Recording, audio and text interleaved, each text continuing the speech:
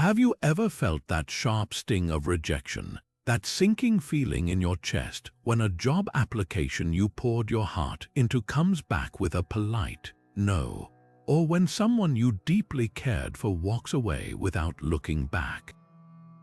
It's one of the most universally painful experiences we face as human beings, a moment where it feels like the ground has been pulled from beneath your feet, and suddenly, the path ahead seems uncertain and clouded with doubt.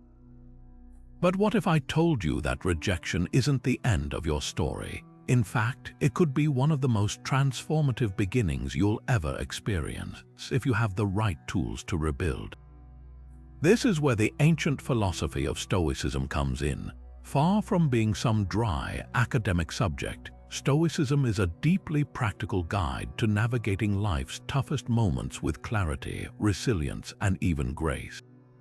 It's a mindset that has been embraced by emperors, thinkers, and everyday people for centuries, not to avoid pain, but to transform it into purpose. And in this video, we're going to explore exactly how you can use Stoic wisdom to not just bounce back from rejection, but to fundamentally reinvent yourself in ways you may never have imagined possible. We'll walk through 25 actionable Stoic strategies designed to help you rebuild your confidence, reframe your perspective, and step into a stronger, more authentic version of yourself. This isn't about quick fixes or empty positivity. It's about building a foundation of inner strength that no setback can ever shake. So whether you're dealing with a recent rejection or still carrying the weight of an older one, consider this your invitation to begin a journey, one that turns pain into power and uncertainty into opportunity. The first and perhaps most fundamental Stoic tool for reinventing yourself after rejection is understanding what's known as the dichotomy of control. This isn't just a philosophical idea. It's a practical mental filter you can apply to any difficult situation to immediately reduce your anxiety and reclaim your power. The concept is beautifully simple yet incredibly profound. Categorize everything in your life into two distinct buckets: the things you have complete control over and the things you do not. Think about a recent rejection you experienced. Maybe it was a job interview you didn't get. The Stoic would ask what exactly was within your control in that scenario. You could control your preparation, researching the company, practicing your answers, choosing your outfit, and showing up on time with a positive attitude. You could control the effort you put into your application and the energy you brought into the room. Those are your actions, your judgments, your choices. That's your bucket. Now, what was utterly outside of your control, the final decision, the other candidates who applied, the hiring manager's personal preferences or bad mood that day, the company's internal budget that suddenly got cut, the outcome. That entire bucket belongs to the world, to chance, to other people's choices. It was never yours to hold. The pain of rejection often comes from clutching onto that second bucket as if we could have changed it, blaming ourselves for things we never had any authority over in the first place. This is where the reinvention truly begins. When you internalize this dichotomy, you stop defining yourself by the outcome, the no, and start defining yourself by your actions, the courage it took to try. You shift your focus from the external validation you didn't receive to the internal character you displayed. That failed interview is no longer a story about your inadequacy. It becomes a story about your preparation and your willingness to put yourself out there. You can honestly say, "I did everything within my power. The result was not for me to decide." This isn't about making excuses. It's about assigning responsibility accurately. You take full ownership of your half of the equation and gracefully release the rest. By consistently applying this filter, you build a resilient identity that isn't shattered by external events. Your sense of worth becomes rooted in your own efforts and virtues, not in unpredictable outcomes. This is the cornerstone of reinvention because it frees up all the energy you are wasting on trying to control the uncontrollable. That energy can now be directed toward what you can actually influence, crafting the next application, learning a new skill, or simply choosing to move forward with dignity. You begin to see that while you cannot control every card you're dealt, you always control how you play your hand. Now, let's explore a second Stoic practice that might initially sound counterintuitive but is incredibly powerful for building resilience: negative visualization, or what the Stoics called premeditatio malorum. This is the deliberate practice of imagining things going wrong, of mentally rehearsing adversity and loss. At first glance, it might seem like a recipe for anxiety, a way to invite worry in. But when done correctly, it's actually one of the most effective ways to disarm fear and reduce the power that rejection holds over you. Think about it this way. What makes rejection so painful is often the element of shock and the stories we attach to it. We build up a hope, a possibility of a future with that job, that person, that opportunity. When it's ripped away, we're not just dealing with the loss of the thing itself, we're grappling with the collapse of an entire imagined future.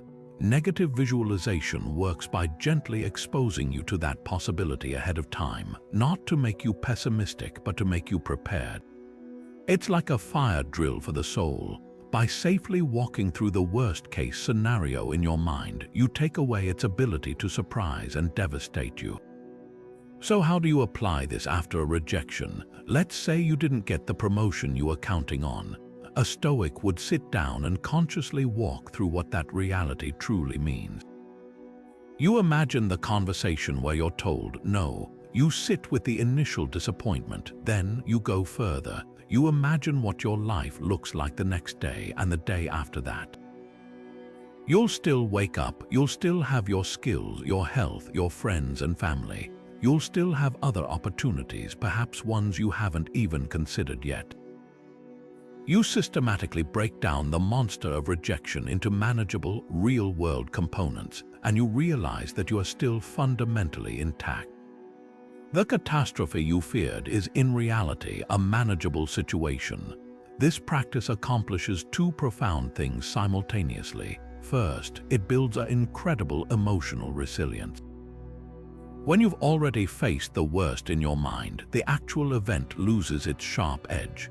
The rejection becomes something you have already survived psychologically, so when it happens in the real world, you meet it with a sense of, I've been here before. I know this path, I can handle this. It's not about expecting the worst to happen. It's about knowing you can endure it if it does. This knowledge fills you with a quiet confidence that is unshakable.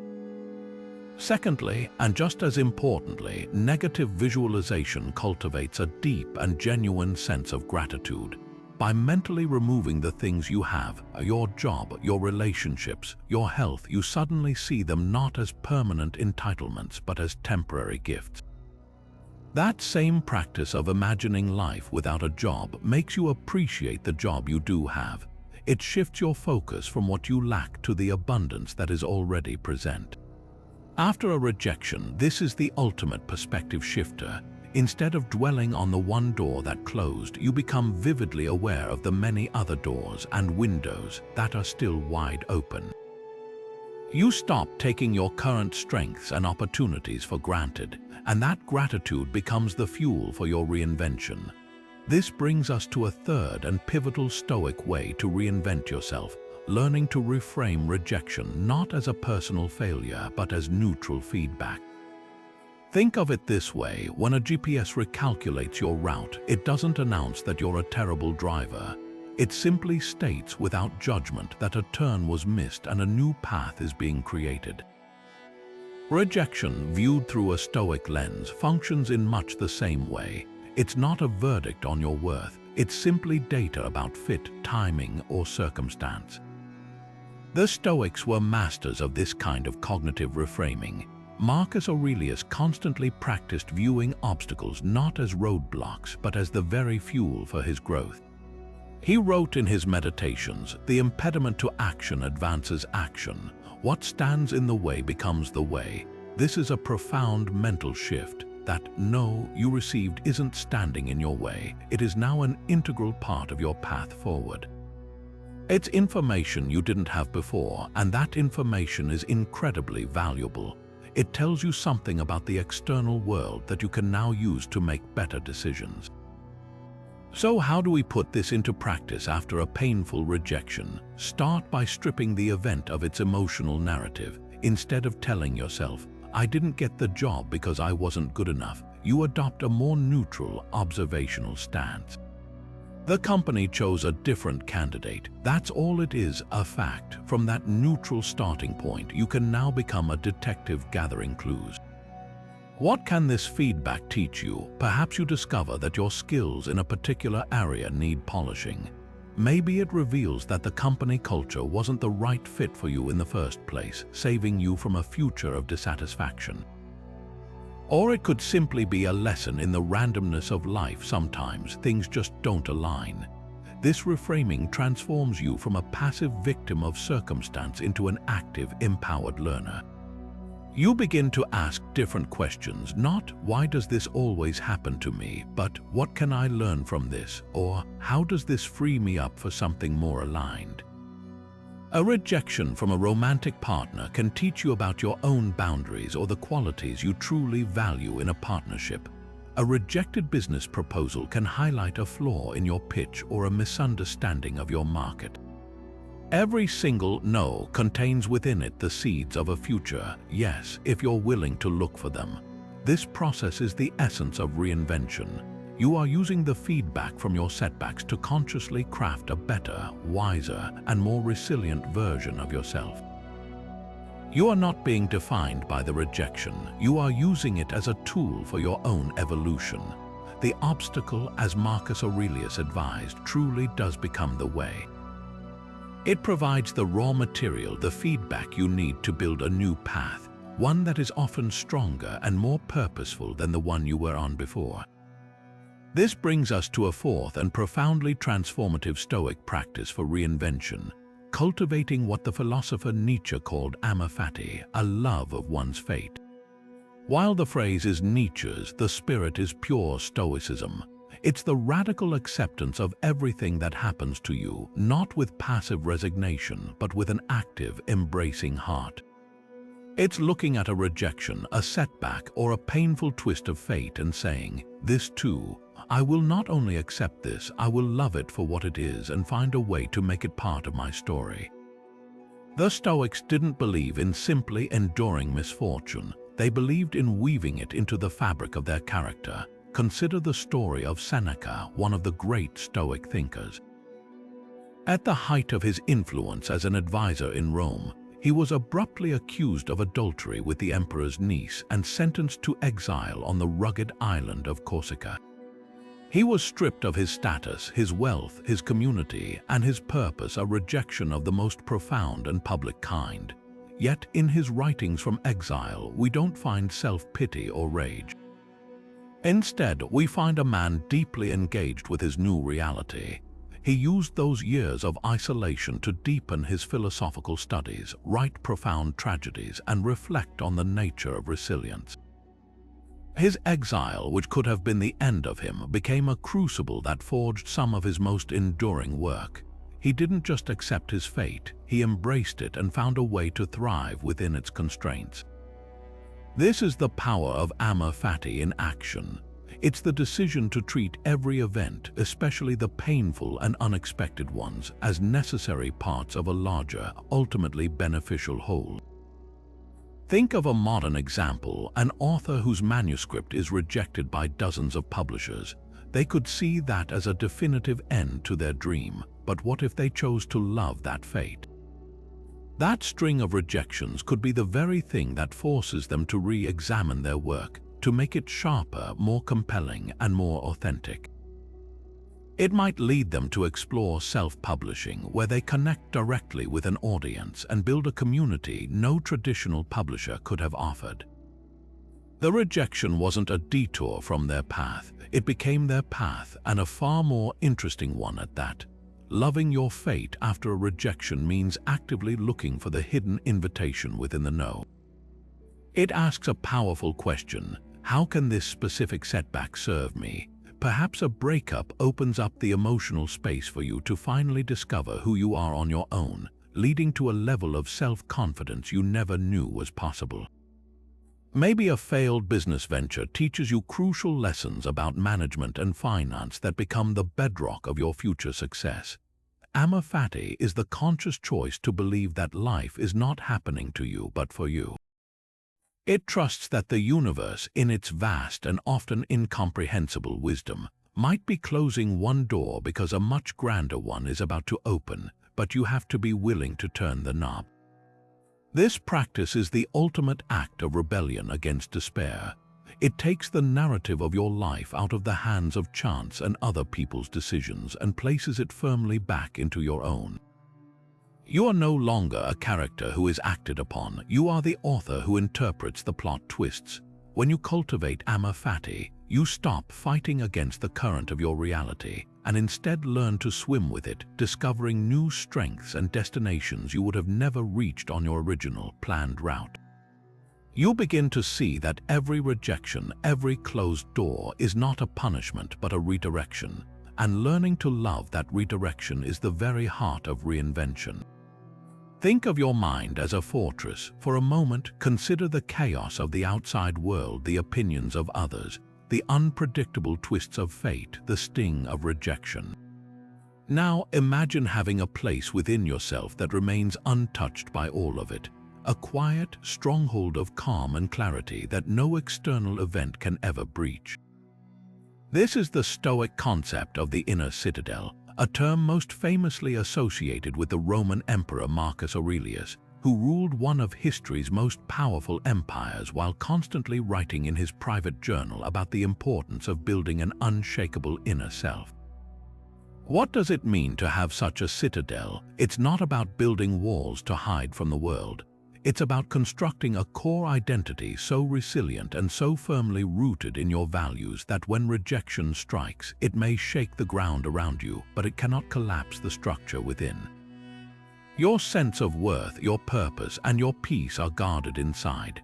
A rejection might be a storm raging outside the gates, but inside the citadel you are safe, you are whole, and you are able to think clearly about what to do next. This is the ultimate goal, to ensure that a no from the outside world never becomes a no you say to yourself. So how do we actually build this? It requires daily, deliberate practice, much like a mason carefully laying one stone at a time. One of the most powerful and accessible tools is the Stoic practice of morning and evening journaling. This isn't about recounting your day or writing down your feelings. It's a form of mental training. In the morning, you prepare for the day ahead. You might write down the potential challenges you could face, including the possibility of rejection. You remind yourself of your virtues. What does it mean to be courageous today? What does it mean to act with integrity, regardless of the outcome? You are essentially fortifying the walls of your citadel before you even step outside. Then, in the evening, you conduct a review. You ask yourself questions inspired by Seneca and Marcus Aurelius. Where did I let external events disturb my inner peace? Did I act according to my values when faced with difficulty? Was my reaction to a setback proportional, or did I hand over my calm to someone else's decision? This isn't an exercise in self-criticism. It's an exercise in honest observation and course correction. Each evening's reflection adds another layer of strength to your inner foundation, making it more resilient for the next challenge. Another crucial practice is the meditation on virtue. This is a quiet time, perhaps just 5 or 10 minutes, where you consciously reflect on the kind of person you want to be. You contemplate qualities like wisdom, justice, courage, and temperance. You think about what they look like in action. By consistently connecting with these ideals, you are defining the blueprint of your citadel. You are deciding in advance what it is built from, so when rejection tries to tell you that you are not good enough, you have a deep, internalized understanding of your own character to counter that narrative. You are not defined by the job you didn't get. You are defined by the perseverance you show in applying for the next one. The true power of this inner citadel is that it transforms rejection from a definition of your self-worth into a mere catalyst for growth. When a rejection letter arrives, instead of it triggering a spiral of self-doubt, you can retreat into your citadel and assess the situation with clarity. From that place of strength, you can ask the constructive questions. What can I learn from this? Does this path need to change, or do I simply need to persist? The rejection becomes data, not destiny. It becomes an event that happened, not who you are. This process is the heart of reinvention. By developing this inner fortress, you create a safe space from which you can deconstruct the old parts of your identity that were too dependent on external validation and consciously build new ones rooted in unwavering self-knowledge.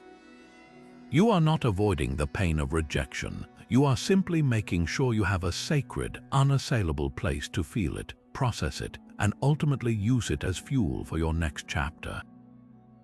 The citadel is where you decide that a closed door is not a reflection of your worth, but an invitation to discover a new strength within yourself you never knew you had. Now, let's explore a sixth Stoic method for building unshakable resilience, the deliberate practice of voluntary discomfort. This might sound strange at first. Why would anyone willingly choose to experience hardship? But the Stoics, from Seneca to Epictetus, weren't advocates for a life of austerity for its own sake. They were pragmatic psychologists. They understood that comfort is a trap. The more insulated we become from difficulty, the softer and more fragile our psychological defenses grow. When rejection inevitably comes, it hits this comfortable, untested self like a tidal wave because it's a sensation you have no practice in navigating. Voluntary discomfort is the training ground that changes all of that. Think of it like a vaccine for the soul. A vaccine introduces a tiny, managed amount of a pathogen into your system, so your immune system can learn to recognize it, fight it, and build antibodies. Voluntary discomfort does the exact same thing for your emotional and psychological resilience. By intentionally choosing small, manageable hardships, you are inoculating yourself against the larger, unpredictable shocks of life. You are building up your emotional antibodies so that when a major rejection comes, your system doesn't go into full panic mode. It recognizes the sensation of discomfort and says, I know this. I've handled this before, I can manage this. So what does this look like in practice? The examples are as simple as they are powerful. It could be taking a cold shower instead of a hot one. For that brief minute or two, you are voluntarily embracing a physical sensation that is unpleasant. Your initial instinct is to jump out to escape the discomfort. But when you choose to stay, you are practicing a profound act of will. You are telling your body, this is temporary and I am in control, I can endure this. That same neural pathway, the one that says, I can endure, is the exact same one you need to access when you read a rejection email. It could be choosing to walk instead of drive, or preparing a simple, modest meal instead of ordering an expensive takeout. It might be spending a weekend without scrolling through social media, voluntarily disconnecting from the constant drip of external validation. Each of these acts is a tiny rebellion against the modern expectation of constant ease and instant gratification. Each one is a rep in the gym for your resilience muscle. You are proving to yourself in a tangible way that you can not only survive without certain comforts, but that you remain fundamentally okay. Your happiness and your sense of self are not held hostage by perfect conditions. This practice directly reframes your relationship with rejection. A rejection is, at its core, a form of discomfort. It's the discomfort of not getting what you wanted, the discomfort of feeling judged, the discomfort of uncertainty. If your entire life is organized around avoiding any and all discomfort, rejection will feel catastrophic. But if you have a daily practice of willingly leaning into discomfort, rejection simply becomes another variation on a theme you already know well. It loses its power to paralyze you. You've already faced the cold water, the hunger, the boredom, the silence, and you came out stronger on the other side. You know that discomfort is not an emergency, it's a teacher. This Stoic training transforms future setbacks from catastrophic events into manageable, even transformative experiences. When you're passed over for a promotion, instead of spiraling into self-pity, you might find yourself thinking, "This is a form of discomfort. I have trained for this. What can this situation teach me?" You meet the pain not with fragility, but with the steady hand of someone who has practiced navigating rough waters. This is how voluntary discomfort fuels reinvention. It gives you the emotional stability and courage to sit with the pain of rejection long enough to learn its lessons, rather than running from it or letting it define you. You become like a blacksmith tempering steel, using small, controlled fires to prevent the metal from shattering under a sudden, powerful blow. Imagine for a moment pulling the camera back, way back from the specific details of your rejection. Not just to the ceiling of the room you're in, or to the sky above your city, but further, until you can see the entire planet suspended in the vast, silent expanse of space. From this immense distance, the continents are just shapes, the oceans mere patches of blue. The bustling cities, with all their noise and drama, vanish from view entirely. Your life, your struggles, and that piercing feeling of rejection are now invisible points on a tiny sphere orbiting a rather average star. This is the Stoic practice known as the view from above, and it is one of the most powerful mental exercises for dissolving anxiety and gaining profound clarity after a setback. The goal here isn't to minimize your pain or to suggest that your feelings aren't valid. It's to provide a radical shift in context. When you're immersed in the immediate sting of a no, it can feel all-consuming, as if this single event is the defining moment of your entire story. The view from above shatters that illusion by reminding you of the breathtaking scale of time and space. You are invited to see your life not just from your own personal, ground-level viewpoint, but from the perspective of the cosmos itself. This meditation was a favorite of Marcus Aurelius, who would constantly remind himself to look at things as they are in their entirety, to see the fleeting nature of human affairs against the backdrop of eternity. What happens when you adopt this perspective? The emotional charge around the rejection begins to dissipate. That email that felt like a personal indictment becomes a tiny data exchange in the grand scheme of things.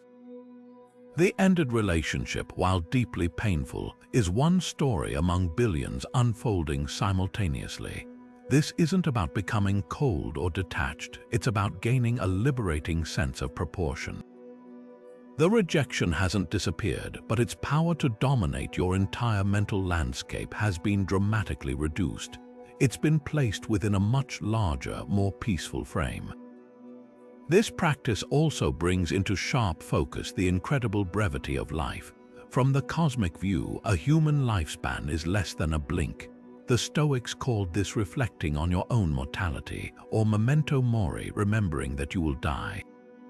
This might sound morbid, but for the Stoics, it was the ultimate motivator for living a meaningful life. When you truly internalize how short your time is, the question shifts dramatically. It's no longer, "Why did this rejection happen to me?" but "Given my limited time, how will I choose to respond?" Dwelling on a setback for months suddenly feels like a tragic waste of your most precious, non-renewable resource, time itself. This clarity forces you to prioritize. It helps you distinguish between what is truly meaningful and what is merely a noisy distraction. The view from above asks you, in the final accounting of your life, will this one rejection be a central chapter or a footnote you barely remember? This perspective empowers you to stop pouring energy into regret and instead channel it into action that aligns with your deepest values. It reveals that the real tragedy isn't the rejection, it's allowing that rejection to paralyze you and prevent you from moving toward what actually matters. Ultimately, this meditation fosters a beautiful and humbling sense of connection. You realize that you are one small part of a vast, interconnected whole. The same sun that rises on you today has risen on countless generations who have also experienced heartbreak, failure, and rejection, and it will rise on countless more long after we are all gone. This shared human experience can soften the edges of your personal pain. You are not alone in this feeling. You are part of a long, unbroken chain of people learning to navigate loss and find their way forward. This cosmic humility is the final gift of the view from above. It allows you to take your life seriously enough to live it well, but lightly enough to not be crushed by its inevitable difficulties. Your story is both insignificant and profoundly important all at once, and that paradox is the very space where true reinvention can begin. And this brings us to the 8th cornerstone of Stoic reinvention, a concept that may be the most liberating of all, shifting your focus entirely from outcomes to virtue. In a world that constantly shouts about results, winning, losing, getting the prize, missing the mark, the Stoics whisper a radically different question. They ask, did you act with integrity in the process? Did you exhibit courage, wisdom, justice, and self-discipline, regardless of what happened at the finish line? This is the heart of Stoic ethics, and it's a complete game changer for how you experience rejection. To understand this, consider the difference between an external goal and an internal goal. An external goal is something outside your complete control, like landing a specific job, winning someone's affection, or closing a business deal. Your happiness becomes contingent on achieving that specific result, a precarious position that hands your emotional well-being over to fate. An internal goal, by contrast, is entirely within your command. It's the goal of acting virtuously. Your aim shifts from, I must get this job, to, I will prepare for this interview with diligence and honesty, and I will present my skills with courage and humility. The first goal sets you up for potential devastation. The second goal sets you up for guaranteed self-respect. One outcome is uncertain, the other is a choice you make every single time. Imagine two people applying for the same dream job. The first applicant is solely focused on the outcome.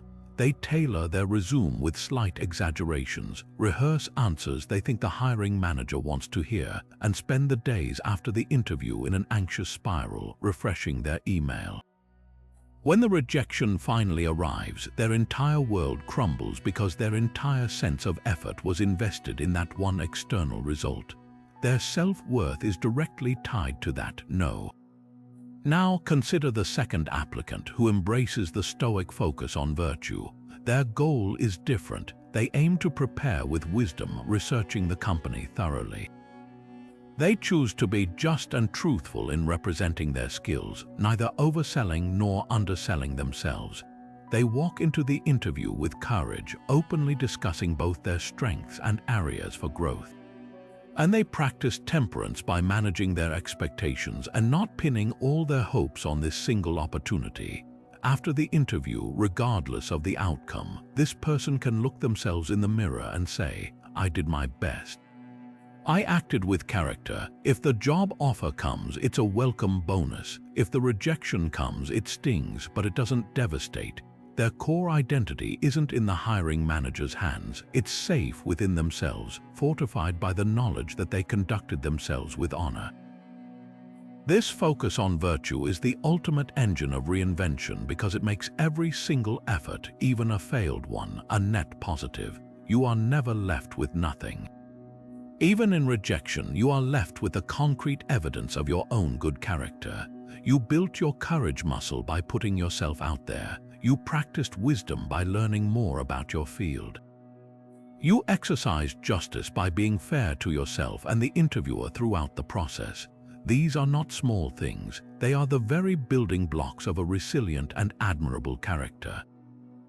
Each virtuous action, regardless of its outcome, is like depositing currency into your internal bank of self-worth. Over time, that account grows so large that no single external rejection can ever bankrupt it. This practice allows you to reinvent yourself not in response to the world's applause, but in alignment with your own deepest values. You stop asking, did I succeed? And start asking the far more powerful question, did I do my best? This question is yours to answer alone, and the answer is always within your control. A life built on this foundation is unshakable.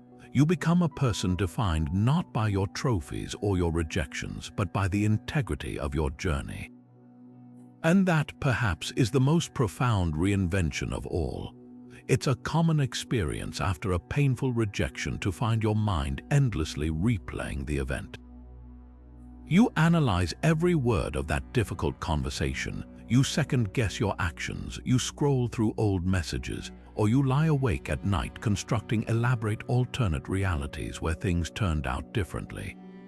This mental loop, this rumination, feels like you're actively working on the problem, but in reality, you're just digging a deeper emotional hole. You're trapped in a past you cannot change, and in doing so, you're sacrificing the present moment, the only time in which you can actually build something new. This is where the 9th Stoic way to reinvent yourself becomes essential.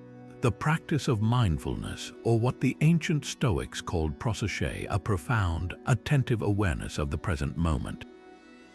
The Stoic version of mindfulness is not about achieving a blank mind or escaping to a state of blissful detachment. It is an intensely practical and active discipline. Proseuche is the practice of vigilantly monitoring your impressions, your initial, raw reactions to events before they harden into full-blown judgments and emotions. It's creating a tiny, crucial gap between something happening and you reacting to it. In that gap lies your freedom. After a rejection, your initial impression might be, "This is terrible. I am a failure." Proseuche is the act of catching that thought as it arises, and before you accept it as absolute truth, examining it, you learn to say, that is the impression I am having right now. Is it accurate? Is it helpful? This simple act of noticing is the first and most powerful step toward breaking the cycle of rumination and reclaiming your mental peace. So how do we cultivate this skill, especially when the mind is churning with anxiety and regret? The Stoics, like many wisdom traditions, pointed to the breath as the most accessible anchor to the present. Your breath is always happening now. You cannot breathe in the past or the future. By simply bringing your attention to the physical sensation of the air moving in and out of your body, you are forcibly pulling your consciousness out of the painful stories of yesterday and the fearful projections of tomorrow. You are tethering yourself to the reality of this moment. Try it right now. Wherever you are, take just 3 conscious breaths. Feel the cool air entering your nostrils, the rise and fall of your chest, the slight pause at the end of each exhale. In those few seconds, you are not thinking about your rejection. You were simply breathing. You have just proven to yourself that you can, even briefly, step out of the mental storm. This is the foundation of Stoic mindfulness, a tool you can use instantly and anywhere to find your center. Another powerful technique is sensory grounding, a method that uses your immediate physical environment to anchor you firmly in the present. When you feel your mind spiraling into the past, consciously engage your 5 senses. Look around and silently name 5 things you can see, noting their colors and shapes. Listen for 4 distinct sounds, from the hum of a refrigerator to the distant sound of traffic. Identify 3 things you can feel, like the texture of your shirt or the solid ground beneath your feet. Notice 2 things you can smell and 1 thing you can taste. This exercise isn't a distraction, it's a radical recalibration. It shifts your brain's focus from the intangible, painful narrative in your head to the tangible, neutral reality that is actually surrounding you in the here and now. It reminds you that while your mind is lost in a memory, your body is safe right here in this room. The crisis is not happening in this present moment. It is happening only in your recollection of the past. This practice of anchoring yourself in the now is not an act of avoidance. It is the exact opposite. It is the necessary precondition for effective, proactive reinvention. A mind lost in rumination is like a ship caught in a storm, tossed by waves of regret and fear. It cannot steer a clear course. A mind grounded in the present moment is a calm captain on a still sea, able to look at the charts, assess the situation clearly, and make a rational decision about which direction to sail next. From this place of calm clarity, you can finally ask the constructive questions. Okay, that happened. It is over. Given that reality, what is one small, meaningful step I can take right now to move forward? Perhaps it's updating one line on your resume, reaching out to a friend for support, or simply deciding to go for a walk to clear your head. These are actions that exist only in the present, and they are the very bricks and mortar with which you will build your new path. By mastering procession, you stop being a prisoner of a past you cannot change and become the architect of a future that is yours to create, one mindful moment at a time. One of the most transformative Stoic tools for processing rejection isn't about looking forward or outward, but about turning inward each night for a deliberate and honest conversation with yourself. The Romans called this practice the evening examen, and few embodied it more faithfully than Seneca, who ended each day by holding his own actions up to the clear, unforgiving light of reason. He would ask himself pointed questions, not to punish himself, but to learn. In his moral letters, he described this ritual as a way to be forced to be a witness against yourself and to pass the whole day in review. For someone navigating the turbulent waters of rejection, this practice is nothing short of a daily reinvention session. It's where you deconstruct the raw emotional event and rebuild it into a lesson, transforming pain into progress, one journal entry at a time. So how do you actually do this? The process is beautifully structured. Find a quiet moment at the end of your day, open a notebook, and begin with a simple but powerful prompt. What form of rejection did I face today, and what was my initial uncontrolled reaction? The goal here is not to judge that reaction, but to observe it with detached curiosity. Did you immediately retreat into anger, blaming the other person entirely? Did you collapse into self-pity, telling yourself a story of your own inadequacy? Or perhaps you felt a numb sense of resignation. By naming the emotion and the story you told yourself, you rob it of its hidden power. You are no longer the emotion itself, you are the observer of the emotion. This creates the crucial separation between what happened to you and how you chose, or will choose next time, to respond. The next set of questions shifts from observation to analysis, guided by the 4 cardinal Stoic virtues. Ask yourself, where did I act with courage today in the face of this rejection? Maybe courage was simply getting out of bed and going through the motions of your day when you wanted to hide.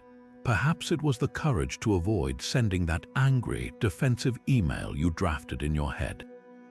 Then move to wisdom. What did this experience teach me? What truth about myself, the other person, or the situation was revealed?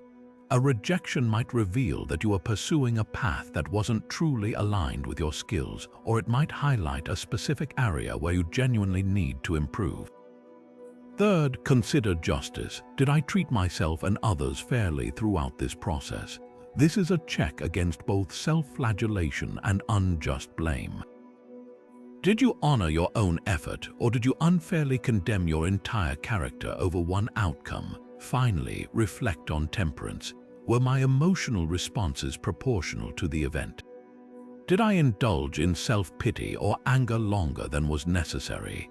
This virtue is about moderation and self-control, ensuring that your reaction doesn't become a bigger problem than the rejection itself. This nightly audit does something remarkable. It turns a passive experience into an active learning process. You are no longer a victim of circumstance. You are a scientist meticulously collecting data on your own psyche. Each journal entry becomes a logbook of your emotional and ethical development. Over time, you will start to see patterns. You might notice that your harshest self-criticism always follows a specific type of professional rejection, or that you tend to externalize blame most intensely when a romantic relationship ends. This self-knowledge is the raw material for reinvention. You cannot change what you do not see. By consistently illuminating these patterns, you give yourself the opportunity to consciously choose a different, more virtuous response the next time a similar situation arises. The final part of this practice is the most forward-looking. After your review, ask one last question. Based on what I learned today, what is one small, concrete step I can take tomorrow to reinforce my growth? This is where reinvention moves from theory to action. Your step doesn't have to be monumental. If your reflection revealed that the rejection triggered a deep fear of not being good enough, your step for tomorrow might be to write down 3 skills you know you excel at. If you realized you lacked a specific piece of knowledge, your step could be to watch one tutorial or read one article on that topic. This closes the loop. You have taken the sting of rejection, examined it with Stoic virtue as your guide, and extracted from it a purposeful action for building a better tomorrow. You end your day not with regret but with a plan, proving to yourself that even the most painful no can be composted into fuel for your future yes. Throughout history, some of the most powerful demonstrations of Stoic principles didn't come from abstract theories, but from the lived experiences of real people who turned profound rejection into unparalleled strength. One of the most compelling figures to study is Epictetus, who was born into the brutal reality of slavery in the Roman Empire. Here was a man who owned nothing, not even his own body, and yet he cultivated a mind so free that his teachings would eventually guide an emperor. Epictetus faced the ultimate form of social and personal rejection, being deemed property by the world around him. His physical circumstances were entirely beyond his control, but he focused with fierce determination on the one thing that could never be chained: his judgment, his character, and his will. He famously said, "It's not what happens to you, but how you react to it that matters." For Epictetus, rejection was not a barrier to a good life, it was the very training ground for it. His life is a masterclass in reinvention, proving that your external circumstances do not get to write your internal story. Then there is the story of Cato the Younger, a Roman senator who stood as the last great defender of the Republic against the rising dictatorship of Julius Caesar. Cato faced a lifetime of political rejection and ultimate catastrophic defeat. He fought for a cause he believed was right, and he watched it crumble. He could have compromised his principles, cut a deal with Caesar, and lived a life of comfort and influence. Instead, he chose to stay true to his Stoic virtues even in failure. His suicide was not an act of despair, but a final, powerful assertion of his freedom, a refusal to live under a tyranny he found morally unacceptable. While his choice is extreme and not a literal model for us today, the spirit behind it is profoundly instructive. Cato's story teaches us that some forms of rejection are not failures at all, but the ultimate badges of honor. Sometimes being rejected by a corrupt system or a misguided individual is the highest confirmation that you are on the right path. His life asks us a vital question: what principles are so core to your identity that you would rather be rejected for upholding them than accepted for abandoning them? These role models provide more than just inspiration, they offer a practical blueprint. When you are grappling with your own rejection, you can actively ask yourself, what would Epictetus do in this situation? Or how would Cato have viewed this setback? This is not about escapism, it's about tapping into a well of pre-forged resilience. Their lives become a library of strategies you can borrow from. Epictetus teaches you to immediately perform the dichotomy of control, to separate the sting of the event from your judgment of it. Cato reminds you that your integrity is non-negotiable and that some doors close because they lead to rooms you were never meant to inhabit. By studying their quotes and their stories, you are not just learning about Stoicism. You are apprenticing yourself to masters of the human spirit. You are giving yourself permission to see your own struggles through a grander, more heroic lens, understanding that your current challenge is a chapter in your own story of resilience, not the conclusion. Their legacy shows us that embodying these principles is not a guarantee against pain, but a path through it that leads to a version of yourself that is wiser, tougher, and ultimately unstoppable. It's a natural human desire to want to be liked, to be chosen, to feel that our efforts are seen and appreciated by the world around us. There's nothing inherently wrong with that feeling. But the Stoics identified a deep and dangerous trap hidden within this desire. The moment your sense of self-worth becomes contingent on the approval of others, you have handed them the keys to your emotional well-being. You have made yourself a prisoner to their opinions, their whims, and their judgments. The 12th way to reinvent yourself is to perform the ultimate act of liberation, to consciously detach from the need for external validation, and to instead build your identity on the unshakable ground of your own internal character. This isn't about becoming a hermit or pretending that you don't care what anyone thinks. It's about a fundamental reordering of your priorities. The Stoics, from Epictetus to Marcus Aurelius, constantly reminded themselves that reputation is not a good thing to be sought for its own sake. It is, at best, a potential side effect of living virtuously. Your primary job is not to be well-liked. Your primary job is to be good, to be wise, to be courageous, and to be just. When you make that your focus, something remarkable happens. You become immunized against the sting of rejection because your metric for success is no longer outside your control. Consider the modern arena of social media, perhaps the greatest engine for external validation ever created. You post a photo or a thought, and you unconsciously hold your breath, waiting for the likes and comments to roll in. When they do, you get a fleeting hit of dopamine. When they don't, it can feel like a quiet, personal dismissal. A Stoic approach to this would be to reframe the entire act. Before posting, you would ask yourself a simple question. Am I posting this because it is a genuine expression of my thoughts or a beautiful moment I wish to share, or am I posting it to solicit approval? If the answer is the latter, you might choose not to post it at all.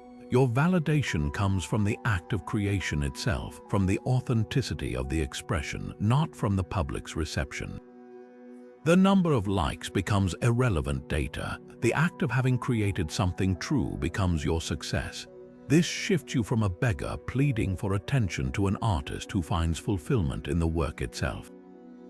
This principle applies with even greater force to professional setbacks. Imagine two writers. The first writer measures her success by bestseller lists, glowing reviews, and sales figures. Every rejection letter from a publisher is a catastrophic blow to her identity. She is on an emotional roller coaster entirely operated by the publishing industry. The second writer, who has internalized the Stoic warning, measures her success differently. Her metric is whether she wrote with integrity today. Did she tell the truth as she saw it? Did she hone her craft? Did she sit down and do the work even when it was difficult? For her, a rejection letter is disappointing, but it is not devastating.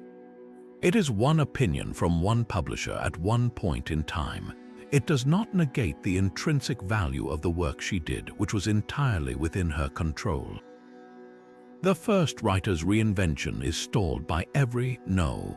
The second writer is empowered to reinvent her approach, her query letter, or her next manuscript precisely because her core sense of accomplishment was never on the line. The process of detaching is a daily practice of redirecting your attention.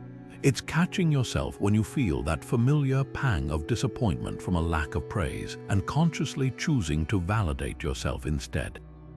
You learn to become your own most trusted critic and your own most generous supporter. You ask, did I act with courage in that meeting, instead of, did everyone agree with me? You ask, was I kind and authentic on that date, instead of, did they text me back? This is how you forge an authentic identity. You are no longer a reflection of what others want to see. You are the source of your own light. Your reinvention becomes a journey guided by your own inner compass, moving toward a destination you have chosen for yourself, not one you are hoping will earn you applause from the crowd. The freedom you gain is immeasurable because you have finally stopped auditioning for the world and have instead started living in it. Anger often feels like a justified fire after rejection, a hot, sharp response to being wronged or overlooked. It's a natural human reaction, a surge of energy that demands an outlet. But the Stoics, particularly Seneca, who wrote an entire book called On Anger, viewed this emotion not as a tool for justice, but as a temporary madness, a brief, destructive frenzy that enslaves the person who feels it more than it punishes its target. The goal isn't to suppress this energy, but to master it, to transform its raw, chaotic power into a disciplined force for constructive action. This is the 13th way to reinvent yourself, not by denying your anger, but by alchemizing it into fuel for your rebuild. Seneca's primary advice for managing anger was deceptively simple: pause. He argued that the initial spark of anger is involuntary, a quick physical reaction. But the decision to fan that spark into a full-blown blaze is a choice. The critical move is to insert a gap between the trigger and your response. He advised delaying your reaction, even for just a moment, to allow reason to catch up with emotion. In the context of rejection, this means the moment you feel that hot surge of indignation, perhaps after reading a harsh critique or being ghosted by a potential partner, your first Stoic task is to do absolutely nothing. Don't send the furious email, don't make the passive-aggressive social media post, don't voice the cutting remark, simply pause and breathe. This pause is an act of reclamation. It is you taking back control from the emotional hijacker that is anger. Once you have created that crucial space, the next step is to interrogate the anger itself. Ask yourself, with the cool detachment of a scientist examining a specimen, what story am I telling myself that is causing this feeling? Anger is almost always a secondary emotion, a protective reaction covering a more vulnerable primary wound like hurt, shame, or fear. The rejection itself is a fact. The story you layer on top of it is what generates the fury.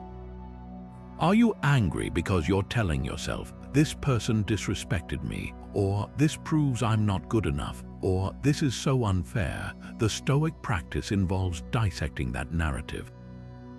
Is it entirely true? Is it helpful? Often, you'll find that your anger is based on an assumption about someone else's intentions that you cannot possibly know for certain. By questioning the story, you drain the anger of its intellectual justification, leaving you with just the raw energy itself, and that energy is far too valuable to waste. This is where the reinvention happens. Instead of letting that energy explode outward in destructive ways or turn inward as bitter resentment, you consciously channel it into a productive endeavor. The frustration from a rejected project proposal can become the driving force to independently develop your idea even further, proving your capability to yourself first and foremost. The indignation from a romantic rejection can be funneled into a renewed commitment to your health, pushing you to sign up for that martial arts class or finally establish a consistent meditation practice. You are essentially using the adrenaline of anger as rocket fuel for self-improvement. You are taking the energy that was meant to demolish and redirecting it to build. This transforms the entire narrative of the rejection. The person or institution that said no is no longer your antagonist. They have unintentionally become your motivator. Their rejection provided the emotional kindling for your transformation. Every rep at the gym, every page written in your new business plan, every new skill mastered becomes a quiet act of defiance. It is you saying, "You thought that would break me, watch what I can build with the pieces." This process doesn't just manage anger, it transcends it. The emotion that once threatened to control you is now a loyal servant, powering your journey toward a stronger, more capable, and decidedly reinvented self. The fire is now in your forge, and you are the one shaping the steel. Amid the sharp focus on what we've lost, it's easy to lose sight of everything we still have. This brings us to the 14th Stoic practice for reinvention, one that might seem simple but carries extraordinary transformative power: the deliberate cultivation of gratitude for what remains. In the immediate aftermath of rejection, our attention narrows like a spotlight on the one thing that got away, casting the rest of our lives into shadow. The Stoic exercise of gratitude is the conscious decision to widen that beam, to flood the entire stage with light and see the full set that's still standing, ready for the next act. This isn't about slapping a fake smile on your face or denying your pain. It's a strategic recalibration of your perspective, a way to rebuild your emotional foundation on a bedrock of abundance rather than a fault line of loss. The practice itself is beautifully straightforward, yet its effects are profound. It begins with a simple list. Take a piece of paper or open a notes app and start cataloging the aspects of your life that the rejection did not touch. Your physical health, your ability to see, to walk, to breathe, the friends who answer your texts at 2 in the morning, the family members who love you unconditionally. The skills you've honed over years of effort, the roof over your head and the food in your refrigerator, the simple freedom to choose what you do next. This list is not a trivial exercise in positive thinking. It is a concrete inventory of your real, unshakable wealth. By forcing your brain to search for and identify these assets, you are performing a cognitive intervention. You are literally rewiring your neural pathways to notice what is present rather than obsess over what is absent. This shift in focus is crucial because it changes the entire emotional landscape of your recovery. Rejection feels like a subtraction, a taking away. Gratitude practice reveals it to be, in most cases, a mere reordering. That job you didn't get, it didn't take away your talent. That relationship that ended, it didn't take away your capacity to love or be loved. The rejection is a single data point. Your list of remaining blessings is the entire graph. This perspective doesn't erase the pain, but it surrounds it with context, preventing it from metastasizing into a feeling of total poverty or emptiness. You begin to realize that you are not starting from zero. You are starting from a place of considerable strength, armed with resources and support you may have been taking for granted. This foundation of gratitude becomes the stable ground from which optimistic reinvention can spring. It's incredibly difficult to build something new when you feel you have nothing. But when you feel rich in connections, skills, and possibilities, your energy is freed up for creation rather than desperation. A person who is grateful for their network is more likely to reach out for new opportunities. A person who is grateful for their basic health is more likely to have the energy to pursue a new passion project. Gratitude doesn't just make you feel better, it actively fuels the momentum you need to move forward. It provides the emotional balance necessary to assess your next steps with clarity and courage, rather than fear and scarcity. You stop asking, "How will I ever recover from this?" and start asking, "Given all that I still have, what wonderful thing shall I build next?" Rejection has a way of stopping us in our tracks, forcing a moment of quiet amidst the noise of our ambitions. And in that quiet, we are offered a rare opportunity not just to feel the sting, but to ask a far more important question. Were we even heading in the right direction to begin with? This moment of forced pause is the perfect time to engage in the 15th Stoic practice, setting new goals, but not just any goals. These must be goals realigned through the lens of virtue, goals that are process-oriented and entirely within your control. A rejection often highlights that your previous target was an external outcome, a finish line held by someone else. Now is the time to draw a new map for a journey that is yours alone. The first step in this recalibration is to perform a Stoic audit of your old goal. Take the aspiration that just met with a no and hold it up to the light of two fundamental questions. First, was it virtuous? That is, did the pursuit of this goal allow you to express and develop your character? Did it call upon your courage, your wisdom, your justice, and your self-discipline? A goal to become CEO for the title and the salary is an external aim. A goal to become a leader who mentors others, fosters a fair and innovative environment, and acts with integrity regardless of the bottom line is a virtuous aim. The second question is, was it within your control? You cannot control a board's decision to appoint you CEO. You can control every action that would make you the most ethical, prepared, and capable candidate for the role.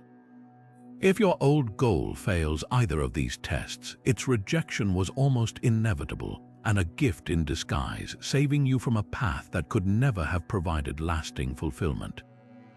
With that clarity, you can now begin crafting goals that are immune to rejection because their success is measured by your effort, not an outcome. This is the shift from external, results-oriented goals to internal, process-oriented goals. Instead of, I will get a book deal, a Stoic-aligned goal would be, I will write for 1 hour every single day with focus and honesty. The first goal's success depends on the approval of agents and publishers. The second goal's success depends only on you showing up at your desk. You can be rejected by every publisher in the world and still have a wildly successful year if you honored your commitment to that daily hour. You are stacking wins that no one can take away from you, building a resume of character that is far more valuable than any line on a CV. Think of these process goals as the individual bricks you will use to build your reinvention. They are small, manageable, and entirely within your power to lay each day. Your goal isn't to be a healthy person, which is a vague and distant ideal. It's to eat 1 nutritious meal today or go for a 20-minute walk. Your goal isn't to master a new language, which could take years. It's to complete 1 lesson on the learning app before bed. Each of these actions is a victory in itself. They are the practice of virtue in real time, the discipline to follow through, the wisdom to invest in yourself, the courage to begin again each day. This daily practice of achieving what you set out to do, no matter how small, creates a powerful and accumulating sense of self-efficacy. You are proving to yourself through action that you are reliable. You are someone who keeps promises to yourself. This foundation of self-trust becomes the engine of your reinvention. As you stack these small, virtuous wins, your confidence grows from the inside out, independent of any external recognition. You begin to move through the world not as someone hoping to be chosen, but as someone who has already chosen themselves. This inner confidence is magnetic and often makes you more attractive to opportunities, but that is merely a pleasant side effect. The true reward is the unshakable knowledge that you are the author of your worth, diligently writing it 1 process-oriented goal at a time. You are no longer waiting for permission from the world to become who you want to be. You are already becoming them right now through the daily choices that are yours and yours alone to make. Nothing in the world is permanent, not the mountain that seems to stand for eternity, not the river that carves its path through stone, and certainly not the circumstances of our lives, including the sting of rejection. This is not a pessimistic view. It is a fundamental truth of Stoic physics, a recognition that the entire universe is in a state of constant flux, of endless becoming and ceasing to be. Marcus Aurelius, the emperor philosopher, returned to this theme again and again in his private meditations, reminding himself to constantly observe how all things are soon dissolved in the substance of the whole. He wrote of watching time and the river of events flow past, and of seeing how everything that happens is as familiar and fleeting as a spring rose or an autumn apple. When we internalize this perspective, rejection is stripped of its unique, catastrophic weight and is seen for what it truly is, not a permanent scar on our destiny, but a momentary shift in the ever-changing current of life. This understanding of impermanence is a powerful tool for reducing the painful attachment we form to specific outcomes. We suffer not simply because we were rejected, but because we had built a rigid, unchanging expectation of how the future should look. We attached our happiness to a single, narrow path: getting that specific job, securing that particular relationship, achieving that one goal. the Stoic practice of embracing impermanence asks us to loosen that grip. It invites us to hold our plans and desires lightly, like sand held in an open palm, rather than clenching them in a tight fist. When your hand is open, the sand can shift and move. Some may fall away, but your hand remains free and flexible. When you clench your fist, any shift, any loss feels like a violation, a tearing away. Rejection is merely the universe reminding us that the sand was never ours to hold onto forever. This mindset shift is what frees up immense energy for adaptive reinvention. The energy we once poured into grieving a single lost future, into railing against the change we didn't want, is now available to help us navigate the new reality that is already here. Instead of asking, "Why did I lose that?" we can begin to ask, "What is now possible?" A forest fire, while devastating, clears the old growth and allows sunlight to reach the forest floor, nurturing new and often hardier species. In the same way, a rejection can clear away the underbrush of a path that may have become stagnant or misaligned, allowing new possibilities to finally receive the light and energy they need to grow. By accepting that change is the only constant, you transform from a passive victim of circumstance into an active participant in the ongoing flow of your own life, ready to adapt and build with whatever materials the present moment provides. Often when we face rejection, our first instinct is to turn that pain inward, launching a brutal internal inquisition to figure out who is to blame. We dissect every word, every action, searching for the flaw that must have caused the no. This self-criticism feels productive, as if we're holding ourselves accountable, but the Stoics would see it for what it truly is: a failure of perspective and a violation of our duty to be just first and foremost to ourselves. The 17th way to reinvent yourself is to consciously replace this cycle of blame with a profound and deliberate practice of compassion. For the person who rejected you, and perhaps most importantly, for the person who was rejected, which is you. This begins with what the Stoics called sympatheia, a deep sense of interconnectedness and understanding that every human being is acting from their own limited perspective, driven by their own experiences, biases, and wounds. When someone rejects you, they are not operating from a God's-eye view of absolute truth. They are making a decision based on their own internal world, a world you cannot fully see.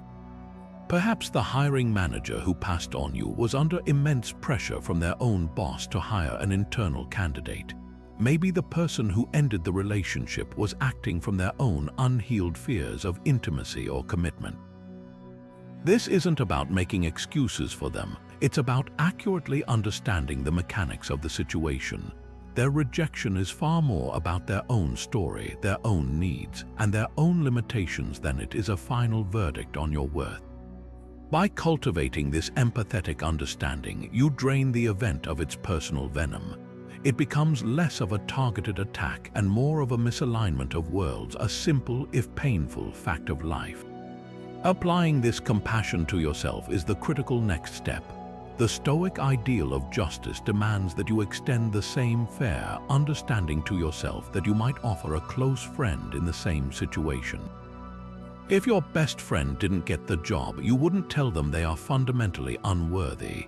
You would help them see the factors outside their control, you would highlight their strengths, and you would encourage them to try again. You must learn to become that same supportive friend to yourself. Self-compassion after rejection means acknowledging the pain without letting it define you. It's the ability to say, "This hurts and it is okay that it hurts. My feelings are valid, but this pain does not mean I am a failure. It means I am human and I cared about something." This gentle acceptance is not weakness, it is the bedrock of resilience. It allows you to feel the emotion fully without being swallowed by it, creating the necessary space to heal and eventually move forward. This compassionate approach is what makes reinvention sustainable. Brutal self-criticism burns energy and leaves you depleted, stuck in a cycle of shame that paralyzes action. Compassion, on the other hand, provides a safe and nurturing environment for growth. When you treat yourself with kindness, you generate the emotional safety required to take honest stock of what happened. From this place of security, you can ask constructive questions. What can I learn from this experience without tearing myself down? How can I grow from here? This is how you build a new version of yourself, not from a place of anger or lack, but from a foundation of understanding and patient self-belief. You are not fixing a broken thing. You are nurturing a capable and resilient human being through a difficult experience, and that makes all the difference. Imagine if every single time you faced a closed door, you were handed a secret map instead of a setback, a map that didn't show you a way around the obstacle, but a way directly through it, revealing that the obstacle itself was the very path you needed to walk. This is the powerful, modern Stoic idea popularized by author Ryan Holiday in his book, The Obstacle is the Way, and it provides our 18th way to reinvent yourself after rejection. It's the practice of taking the very thing that seems to block your progress and using it as the raw material to build your way forward. Rejection isn't a detour on your journey. It is an essential part of the route itself, offering a unique friction that can sharpen your skills and clarify your purpose like nothing else can. History is filled with towering figures who didn't just overcome obstacles, they used them as stepping stones. Consider Thomas Edison, whose name is now synonymous with brilliant invention. We remember the success of the light bulb, but we often forget the thousands of rejections, the countless failed experiments, and the public skepticism he faced along the way. A lesser person might have seen each failed filament as a reason to quit, but Edison reportedly reframed those failures as vital data, famously saying, "I have not failed. I've just found 10,000 ways that won't work." Each rejection wasn't a stop sign, it was a signpost eliminating a wrong turn and guiding him closer to the right one.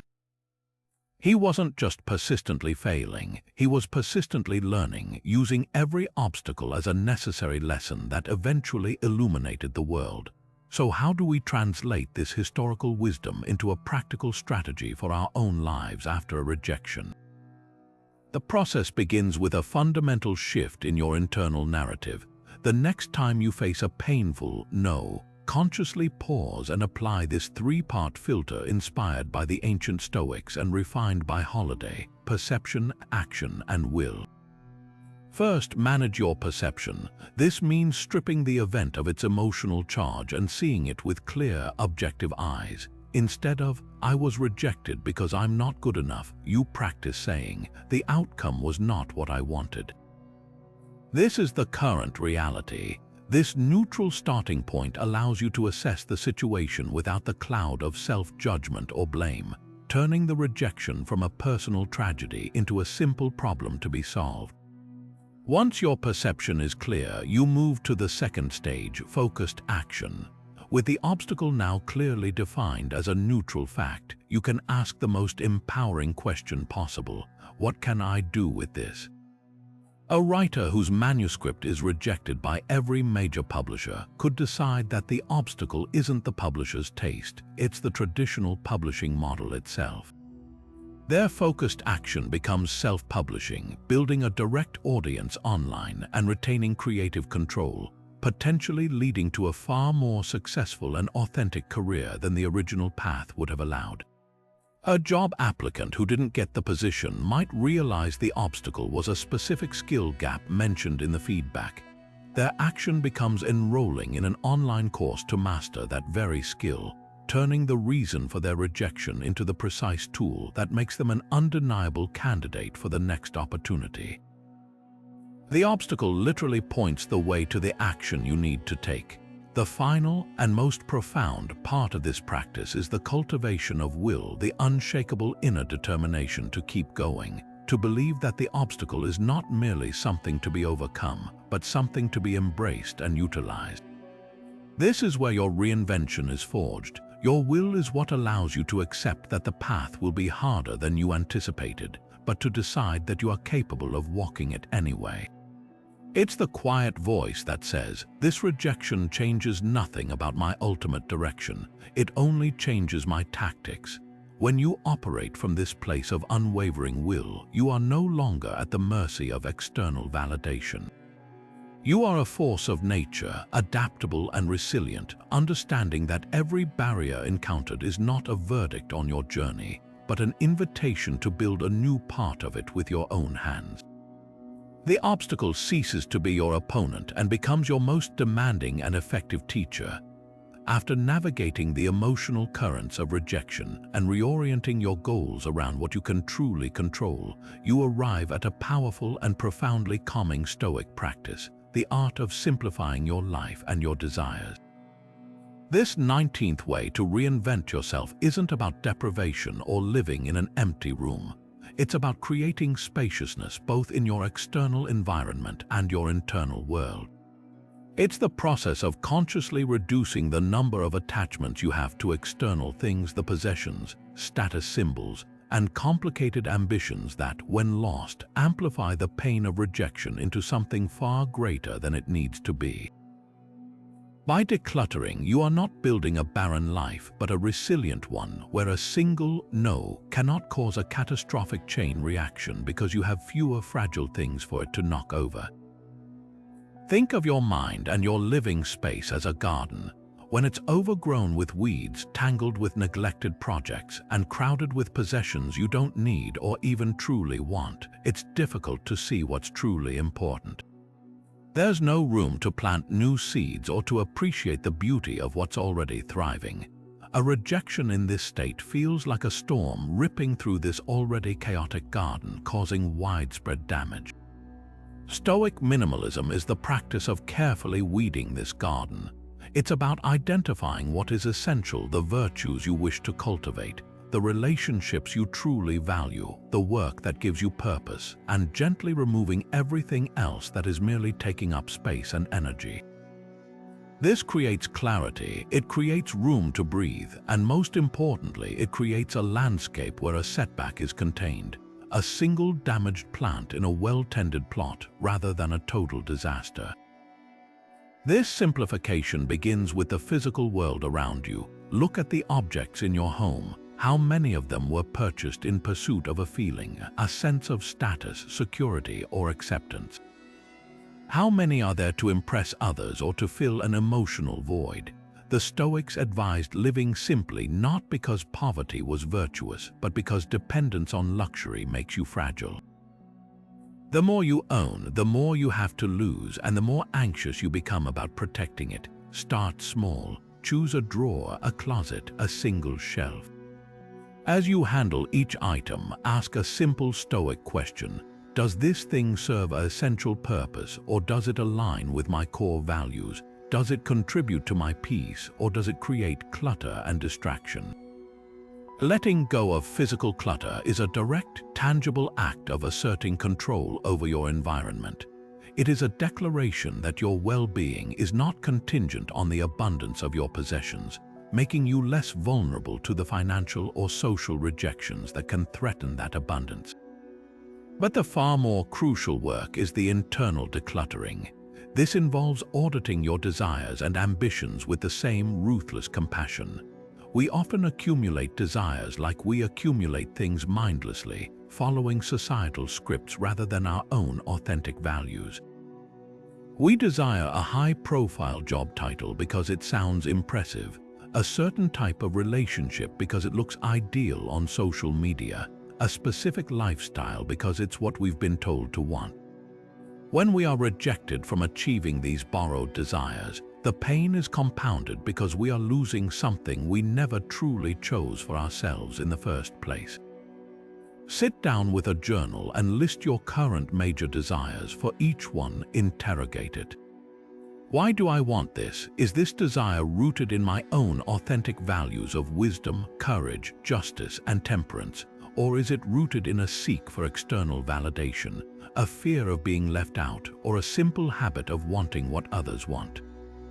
By simplifying your desires, you are not lowering your standards, you are raising your awareness. You are shifting your wants from complex, fragile, externally defined goals to simple, robust, internally defined intentions.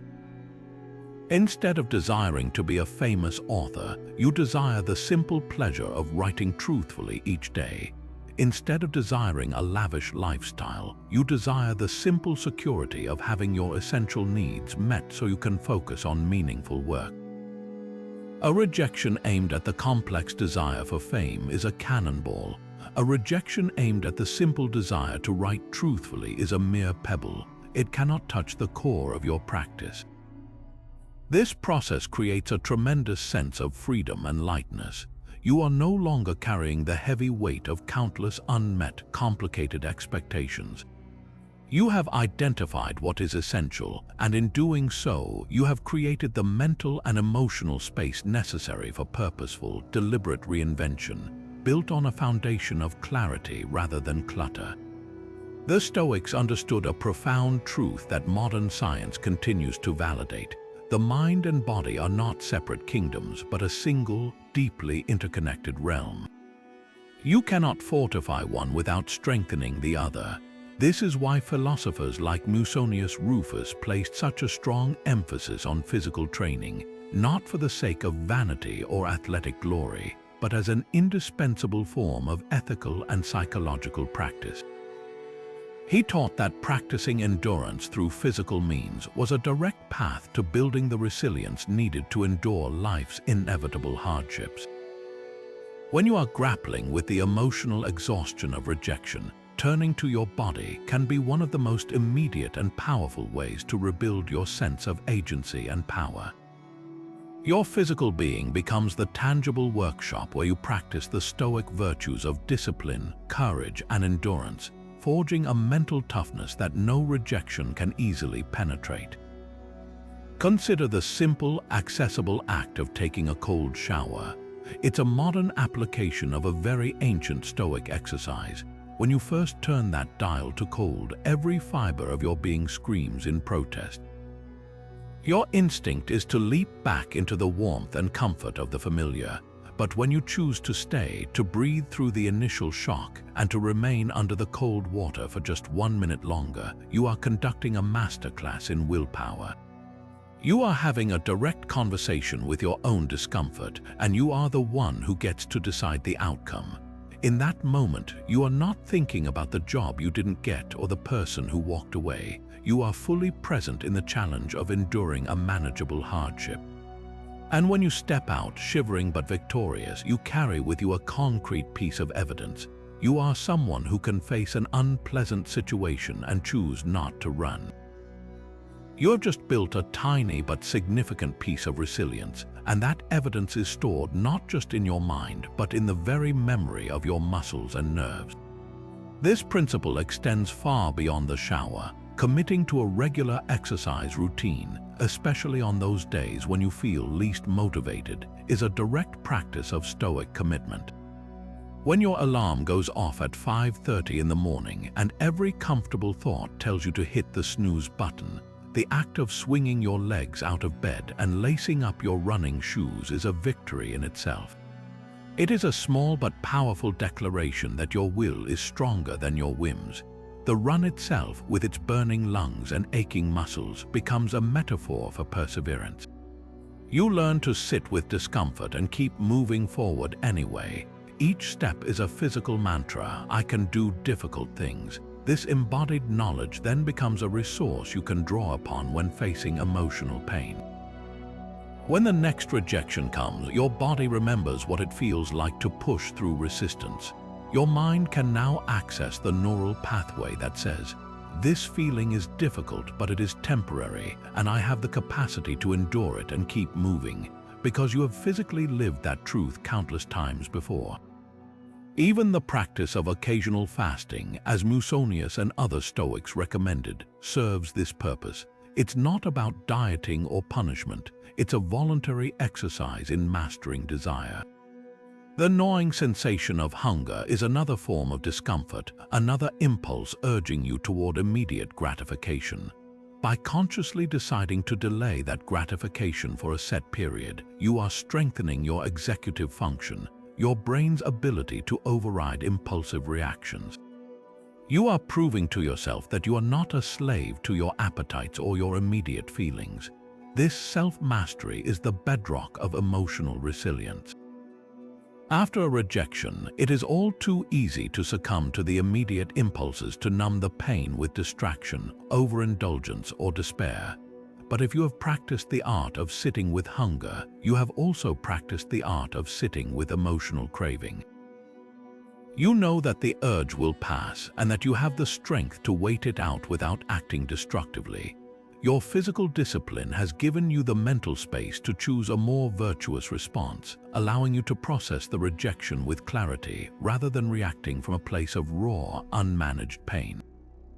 In this way, your body becomes the gym for your soul, building the resilient character capable of turning any rejection into a cornerstone of your reinvention.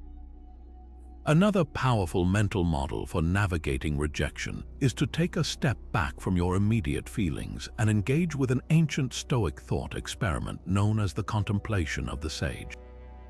This practice involves consciously bringing to mind the image of an idealized, perfectly wise and virtuous person, and then asking yourself a simple but profound question: how would this individual respond to the situation I am currently facing? It is not about mimicking another person or striving for an impossible standard of perfection, but rather about creating a powerful psychological mirror that allows you to see your own reactions more clearly and choose a more resilient and effective path forward. The Stoics themselves frequently used this technique. When faced with a difficult decision or a surge of emotion, they would ask themselves, "What would Zeno do?" Or how would Cotto act in this moment? This was a way to tap into a predefined blueprint of virtue, a template for right action that they could use to guide their own conduct. For us today, this might translate to asking, what would Marcus Aurelius do when reading a harsh critique of our work, or how would Epictetus handle this professional setback? By invoking the image of a figure known for their profound composure and deep understanding of what is within our control, we instantly create a gap between our initial, raw emotional impulse and our chosen response. This gap is where our freedom and our power to reinvent ourselves truly lies. To put this into practice after a rejection, begin by taking a quiet moment to consciously construct this mental model. Close your eyes and vividly imagine your chosen Stoic sage, perhaps Marcus Aurelius, sitting in his tent on the harsh German frontier, surrounded by the immense pressures of ruling an empire at war. Now picture him receiving a stinging piece of news, a betrayal by a trusted ally, a rejection of his proposed law by the Senate, a personal criticism leveled in a public letter. See his face. Does it contort in rage? Does he slump in despair? Of course not. You likely imagine him pausing, taking a measured breath and turning inward. You see him considering the event not as a personal affront, but as an external occurrence, a piece of data to be examined with calm detachment. You envision him asking the core Stoic questions: is this within my control? What is the virtuous response here? How can this be used as an opportunity to practice wisdom or courage? Now hold that composed image in your mind and lay your own rejection right beside it. Compare your internal reaction to the sage's hypothetical response. This is not an exercise in self-judgment, but in gentle course correction. If your first instinct was to draft a furious email, the sage's calm presence encourages you to delete the draft and wait until morning. If your impulse was to withdraw completely and label yourself a failure, the sage resilience models how to acknowledge the pain while simultaneously beginning to plan your next move. This mental model acts as a compass, always pointing toward the north of virtue, helping you navigate the stormy seas of emotion toward the steady ground of rational action. The true genius of this practice is that it allows you to bypass the ego. It is often difficult to give ourselves good advice because our personal investment and hurt feelings get in the way. But it can feel surprisingly easy to access wisdom when we are doing it on behalf of an idealized other. By asking what the sage would do, you are giving yourself permission to access your own deepest wisdom without the interference of pride or shame.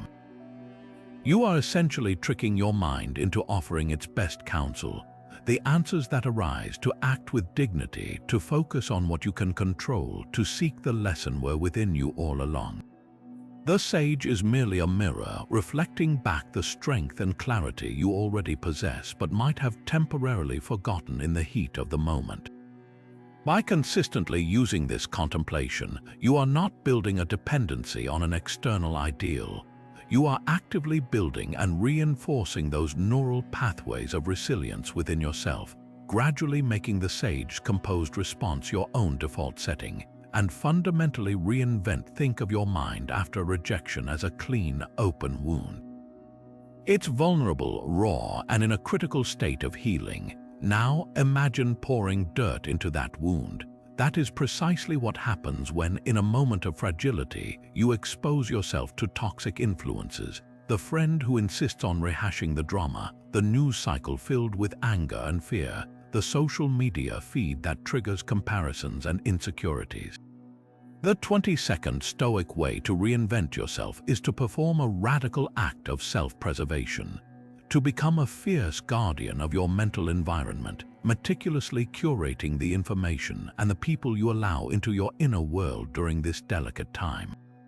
This isn't about building a bubble of ignorance, it's about building a sanitized space where healing and growth can occur without constant infection. The Stoics were deeply pragmatic about the impact of our environment on our character. Seneca wrote extensively about the need to choose our companions carefully, noting that we unconsciously absorb the habits and attitudes of those we spend time with, just as a dye seeps into cloth. After a rejection, your psychological defenses are lowered. Your usual resilience is compromised. This is the worst possible moment to subject yourself to the negativity of a chronic complainer, the passive aggression of a competitive colleague, or the draining energy of someone who thrives on drama.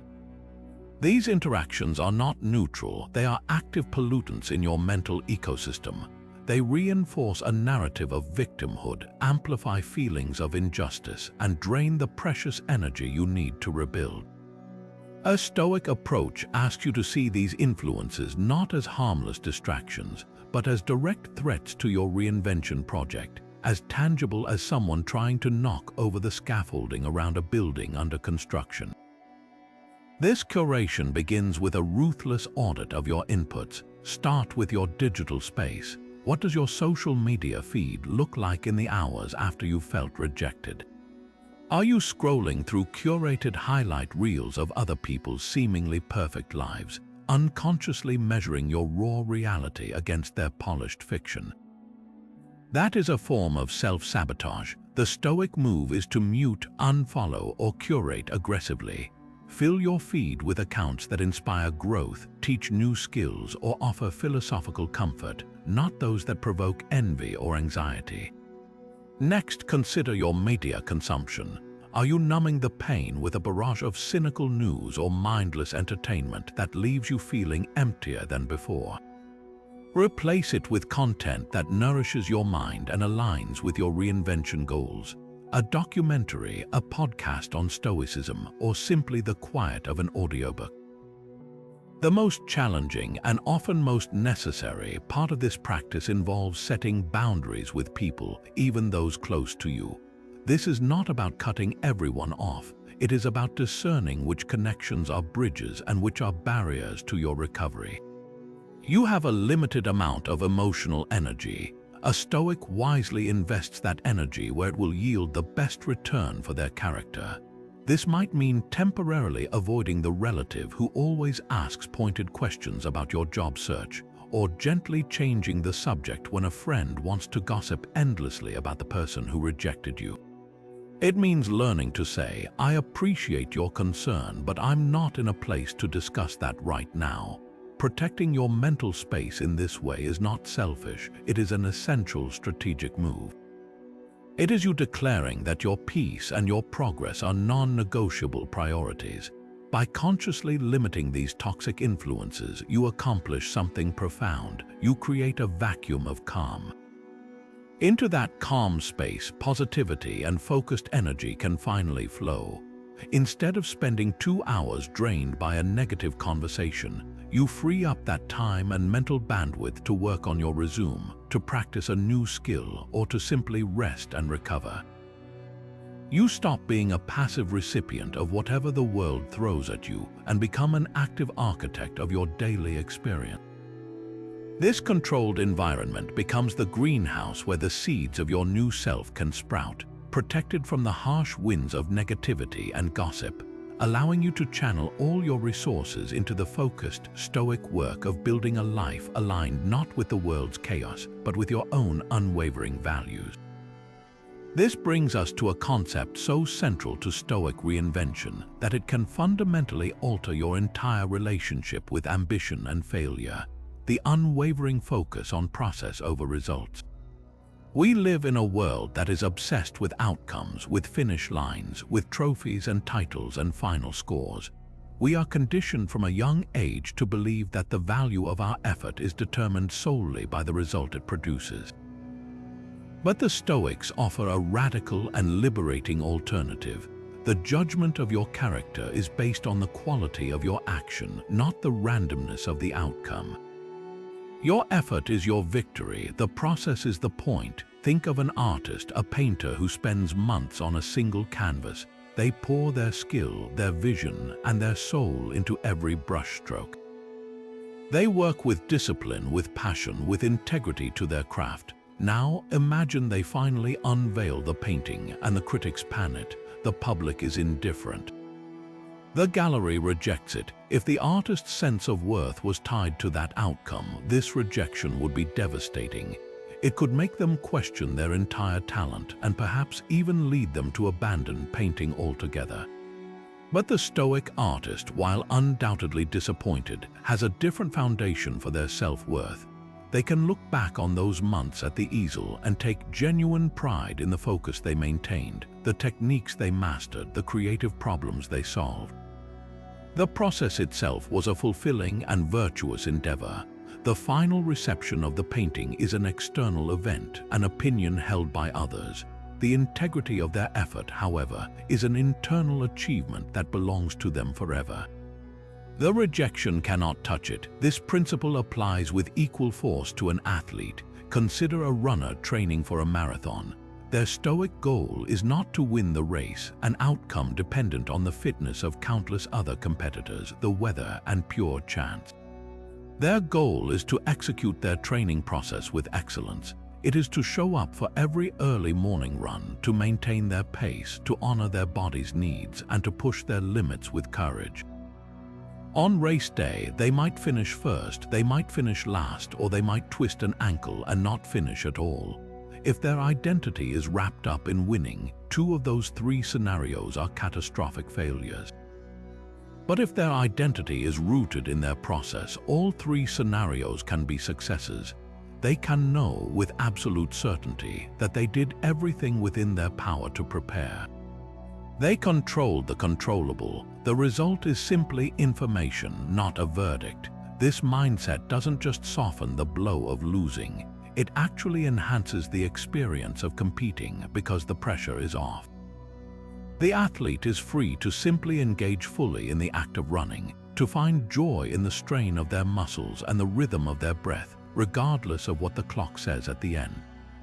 So how do you apply this to your own reinvention after rejection? You must consciously shift your internal scorecard. Stop keeping score based on external validation, the job offers, the likes, the acceptances, and start keeping score based on your daily, virtuous actions. Your goal is not to get a new job. Your goal is to send out 3 well-crafted applications each week. Your goal is not to become instantly fit. Your goal is to complete your scheduled workout today. Your goal is not to write a best-selling book. Your goal is to write 500 honest words before lunch. When you make this shift, something miraculous happens. Every single day contains an opportunity for a win. A day where you didn't get a single interview reply is not a failure if you honored your commitment to apply. It is a successful day because you did your part. You upheld your end of the bargain with yourself. This focus on process systematically dismantles the power of rejection. A no can no longer negate the worth of your effort because the worth was already secured the moment you put in the work. The rejection becomes a single data point about the external world, while your disciplined action is a continuous thread of evidence about your own evolving character. You begin to find a deep, intrinsic joy in the journey of reinvention itself, in the satisfaction of learning a new skill, in the pride of maintaining a new habit, in the quiet confidence that comes from knowing you are a person who keeps promises to yourself. The destination becomes almost secondary. You are too engaged in the meaningful, empowering, and entirely controllable work of building the path itself, stone by virtuous stone. Holding on to resentment after a rejection is like drinking poison and expecting the other person to get sick. You are the one who continues to suffer, replaying the event in your mind, keeping the wound open and fresh long after the initial injury has passed. The Stoics understood that this kind of bitterness is a form of self-inflicted slavery. It chains you to the past and to the person who wronged you, handing them a remote control to your inner peace that they can press anytime they enter your thoughts. The 24th way to reinvent yourself is to practice the profound and liberating art of Stoic forgiveness, not as an act of excusing someone else's behavior, but as a strategic and selfishly wise act of setting yourself free. This form of forgiveness has nothing to do with reconciliation or even informing the other person. In fact, from a Stoic perspective, seeking external validation for your forgiveness, waiting for an apology, or demanding an acknowledgement of your pain is just another way of handing your power over to someone else. You are making your emotional freedom contingent on their actions, which are, of course, outside your control. True Stoic forgiveness is an internal, private process. It is a conscious decision to release the debt you feel they owe you. You are not saying what they did was okay. You are simply declaring that you will no longer allow their past actions to dictate your present and future happiness.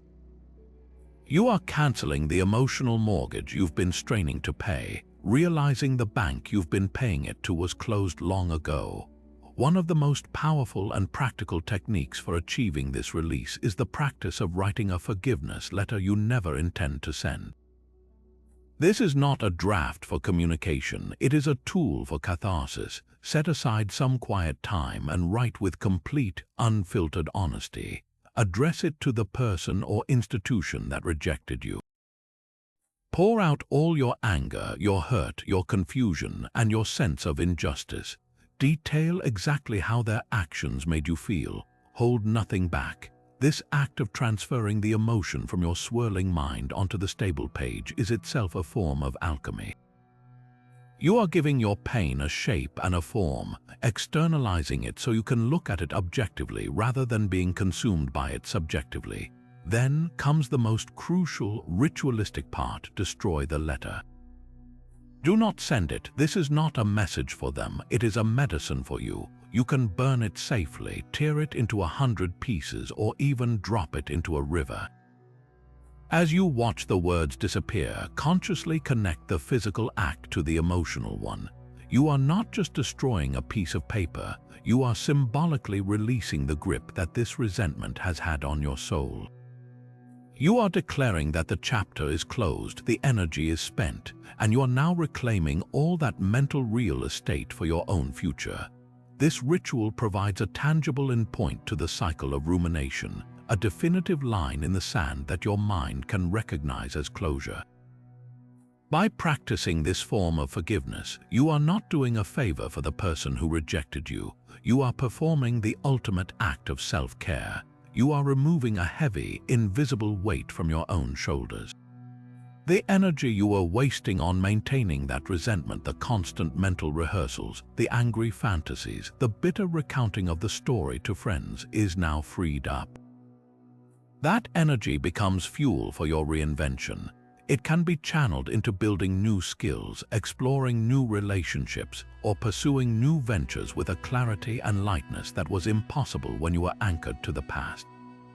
Forgiveness, in the Stoic sense, is the final act of cutting the anchor chain. It doesn't change the storm that passed, but it allows your ship to finally catch the wind and sail toward a new horizon, unburdened and truly free.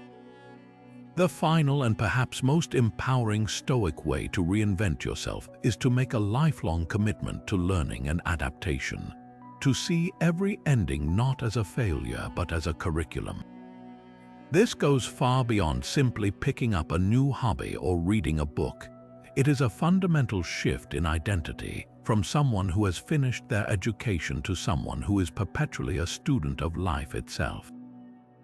The Stoics believed that the universe is in a constant state of change, and that to resist this flow is to suffer.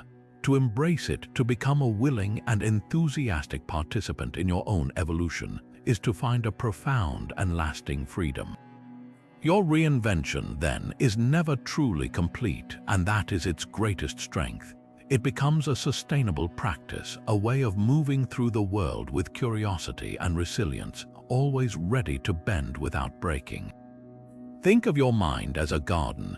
A single rejection might feel like a harsh frost that kills a particular plant you were nurturing. The Stoic approach isn't to desperately try to resurrect that one plant or to let the entire garden lie fallow in mourning. It is to use the nutrients from that decomposed plant, the lessons learned, the new self-awareness gained, to fertilize the soil for whatever you choose to grow next. This requires an active and curious mindset. Instead of asking, "Why did this happen to me?" you learn to ask, "What does this make possible?" That rejected job application might reveal you need to master a new software, prompting you to enroll in an online course. An ended relationship might highlight a need to better understand communication, leading you to study psychology or practice active listening. You are no longer a victim of circumstance. You are an archaeologist of your own experience, diligently excavating each setback for the valuable artifacts hidden within. To make this a sustainable practice, you need to build learning directly into the architecture of your daily life. This isn't about grand, overwhelming gestures. It is about the small, consistent habits that compound over time into immense wisdom. Dedicate just 20 minutes each day to reading, not for entertainment but for growth. Start with the Stoics themselves, Meditations by Marcus Aurelius or Letters from a Stoic by Seneca. Then branch out into psychology, philosophy, or any field that ignites your curiosity. Listen to educational podcasts during your commute instead of scrolling through social media. The goal is to constantly be feeding your mind with new models and frameworks for understanding the world, which in turn gives you more tools to handle whatever challenges come your way. Furthermore, actively seek out experiences that deliberately stretch you beyond your comfort zone.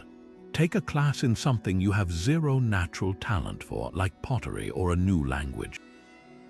The goal isn't to become a master potter or a fluent speaker. It is to practice being a beginner again. It is to willingly place yourself in a situation where you will be imperfect, you will make mistakes, and you will have to persevere. This is a vaccination against the fear of failure.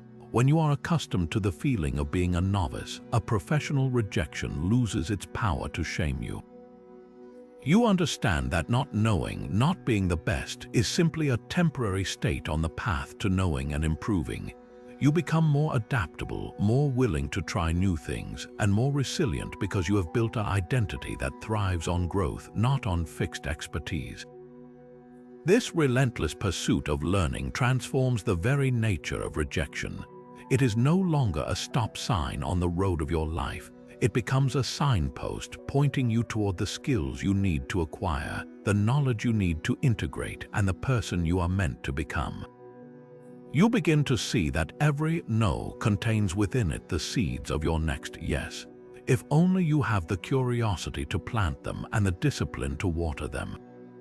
Your reinvention becomes a lifelong, joyful process of becoming, a journey with no final destination other than to live each day with more wisdom, courage, and character than the last. And in that endless Stoic pursuit of growth, you find not an exhausting struggle but a deep and abiding peace.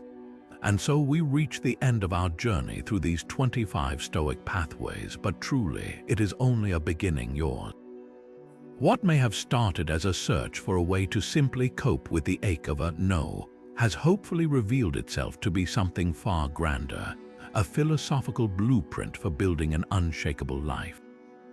We began by learning to separate what is within our control from what is not, mastering the dichotomy that returns our power to us. We practiced negative visualization, not to dwell on darkness, but to appreciate the light we still possess and to build resilience for any storm. We discovered the power of reframing, of seeing rejection not as a verdict but as neutral feedback, a vital piece of data for our continued growth. We explored the radical acceptance of Amor, Fati, learning to love our fate exactly as it unfolds. We fortified our inner citadel, constructing a core self that cannot be shaken by external events. We even engaged in voluntary discomfort, training our minds and bodies to find strength in challenge. We gained cosmic perspective with the view from above, seeing our problems in their true proportion against the vast canvas of time and space. We made the critical shift from focusing on unpredictable outcomes to cultivating unwavering virtue in our actions. We learned the power of mindfulness to anchor us in the present moment, breaking the cycle of painful rumination. We adopted the evening examen, turning our journal into a tool for nightly self-audit and purposeful planning.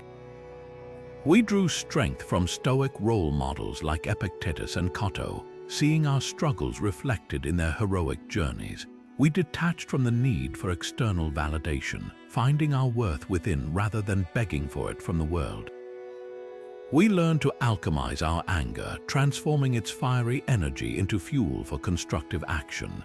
We cultivated a deep sense of gratitude for all that remains, building our new foundation on a bedrock of abundance. We set new goals realigned with virtue and entirely within our control. We embraced the impermanence of all things, finding freedom in the flow of a universe in constant change. We replaced the urge to blame with a profound practice of compassion for others and for ourselves. We adopted the mantra that the obstacle is the way, using every barrier as the raw material for our path forward. We simplified our lives and our desires, creating mental and physical space for what truly matters. We trained our bodies to build mental fortitude, understanding the deep connection between physical discipline and emotional resilience. We used the contemplation of the sage as a compass to guide us toward wiser responses. We became guardians of our mental environment, fiercely protecting our peace from toxic influences. We committed to the process over the result, finding victory in the effort itself, and we practiced the art of Stoic forgiveness, not for others, but to release ourselves from the chains of resentment. Each of these 25 ways is a thread, and when woven together, they create a tapestry of remarkable resilience. They collectively assert that rejection is not a full stop at the end of your story. It is a comma, a pause that invites you to take a breath, reassess, and begin the next sentence with greater wisdom and courage. It is a Stoic invitation to reinvent yourself, not into someone new, but into the strongest, most authentic version of who you were always meant to be. This might feel like a lot to take in, and that is completely okay. You do not need to implement all 25 practices at once. The most powerful step you can take is the first one. Choose a single practice that resonated most deeply with you today. Perhaps it is the evening journaling, or the 5 minutes of negative visualization, or simply the decision to ask yourself each morning what is within your control. Start there, practice it for a week, see how it changes your perspective, how it softens the edges of life's inevitable difficulties. I would love to hear about your journey in the comments below. Which of these ways are you starting with? What challenges are you facing? What small victories have you already experienced? Your story could be the very thing that inspires someone else to begin their own transformation. If you found this guide helpful and you're ready to continue building a life of purpose and peace, consider subscribing to the channel. We are dedicated to exploring these ancient Stoic truths and making them practical for your modern life, helping you turn every obstacle into an opportunity.